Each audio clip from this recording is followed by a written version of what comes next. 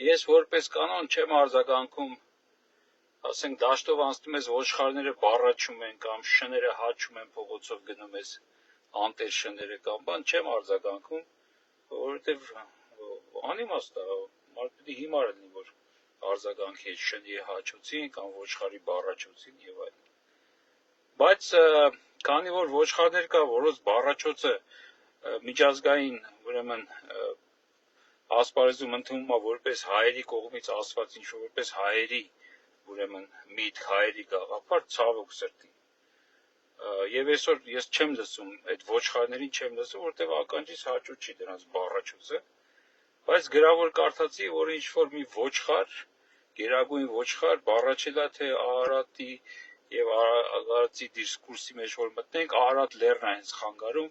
որ որևէ մեկը մեր հետ ռազմական ուրեմն համագործակցության պայմանագիր կնքի կամ զենք վաճառի եւ այլն։ Ասենք ես կարծում եմ երևի ոչխարն էլ դեռ չբառաչել, ոնց որ դա արել, այսինքն չգիտեմ ոչխարների մոտ շիզոֆրենիա ալումա թե չի։ Բայց տեսեք այդ շիզոֆրենիկի ամեն մի ասածը շատ ծանր հետևանքներ է ունենում մեր համար։ Ասեմ որ ոչ թե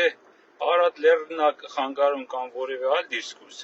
այլ ոնց որ բանակում էր ընդունված, դպրոցում էր ընդունված, ոչ ոք չի ուզում գնա, ասենք, Ռազբորգի կռիվ, տղավարի ասեմ, էլի, դասարանի կամ բանակում ձեր ջոկի չմոյի հետ, այն ոչխարի նասկի լվացող չմոյի հետ, չգիտեմ, այն բոլորի կողմից ով անցնում վրեն թքում է,